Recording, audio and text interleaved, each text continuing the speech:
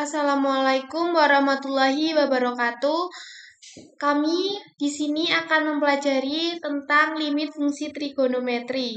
Sebelumnya perkenalkan dulu, kami dari kelompok 7, kelas 11 MIPA 2 SMA Negeri 1 Kota Mungkit.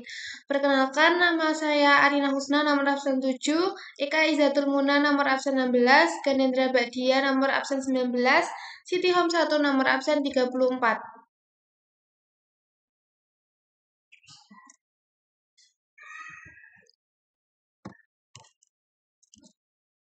Oke, yang akan kita bahas yaitu pengertian limit fungsi trigonometri. Yang kedua, penemu limit fungsi trigonometri. Yang ketiga, cara menyelesaikan dan rumus dasar limit fungsi trigonometri. Yang keempat, manfaat dan pembahasan soal limit fungsi trigonometri. Pertama, pengertian limit fungsi trigonometri. Limit fungsi trigonometri adalah nilai terdekat suatu sudut pada fungsi trigonometri. Berbagai bidang kehidupan sehari-hari yang sering menggunakan batas fungsi trigonometri. Kedokteran menggunakan limit trigonometri untuk mengetahui rabun dekat atau rabun jauh pasien. Dokter akan menentukan jarak fokus lensa cekung dan cembung pada kacamata pasien setelah mengetahui seberapa parah rabunnya. Teori batas trigonometri dapat digunakan untuk menentukan jarak fokus lensa. Yang kedua yaitu penemu limit fungsi trigonometri. Carl Theodor Wilhelm Weierstrass lahir pada 31 Oktober 1815. Ia seorang matematikawan Rusia yang mengambil teori lengkap tentang deret fungsi dan menyusun legitimasi operasi-operasi yang demikian sebagai pengintegralan dan pendiferensial suku demi suku. Carl Weierstrass terkenal karena konstruksinya tentang teori fungsi kompleks melalui deret pangkat volume yang tersisa di karya lengkap milik Hall menurut perlahan jilid 3 tahun 1903, jilid 4 tahun 1902, jilid 5 dan 6 tahun 1915, dan jilid 7 tahun 1927.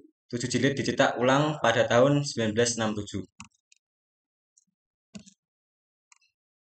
Berikut rumus dasar fungsi limit trigonometri. Bisa dipelajari.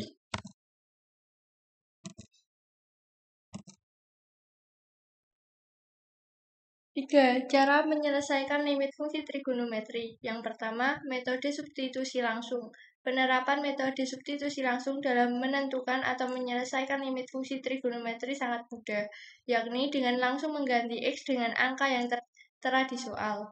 Kedua, menggunakan rumus dasar limit fungsi trigonometri. Ketiga, metode pemfaktoran dilakukan ketika menemukan jawaban dengan bentuk tak tentu atau 0/0, yang artinya di sini harus melakukan pemfaktoran. Metode pemfaktoran adalah harus membuang si pembuat 0 dalam fungsi tersebut. Keempat, menyederhanakan fungsi trigonometri.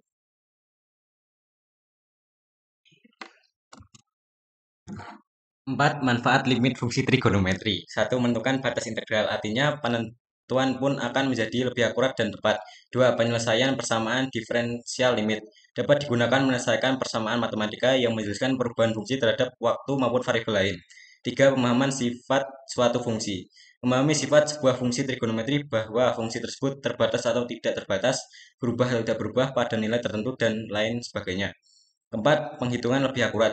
Membantu penghitungan menjadi lebih akurat. Hal tersebut terjadi khususnya pada nilai yang sangat dekat dengan batas tertentu. 5. Kacamata untuk penggunaan sehari-hari. Limit fungsi trigonometri juga berpengaruh terhadap kacamata yang digunakan oleh orang-orang dengan kemampuan penglihatan tertentu. Contoh soal limit fungsi trigonometri. Limit X mendekati 0, 3X per sin 4X. Cara pertama dengan rumus dasar, yaitu A per B. 3X per sin 4X sama dengan 3/4. Atau dengan cara kedua yang lebih panjang, yaitu memakai turunan. 3X turunkan jadi 3 dan sin 4X turunkan jadi 4. Cos 4X kemudian ganti X dengan 0. Cos 0 sama dengan 1, maka akan menjadi limit X mendekati 0 sama dengan 3/4 kali 1 sama dengan 3/4. Limit X mendekati 0, 1 min cos 2X per 2X sin 2X. Yang diperlukan adalah mengubah bentuknya dengan menggunakan rumus dasar, yaitu 1 min cos 2X diubah menjadi 2 sin kuadrat X. Dan akan menjadi limit X mendekati 0 sama dengan sin X per X sin 2X sama dengan 1 kali 1 per 2 sama dengan 1 per 2. Limit X mendekati 1, X kuadrat min 1 kali tan 2X min 2 per sin kuadrat X min 1. Dengan cara memfaktorkan X kuadrat min 1 dengan mengingat bentuk A kuadrat min B kuadrat sama dengan A min B kali A plus B.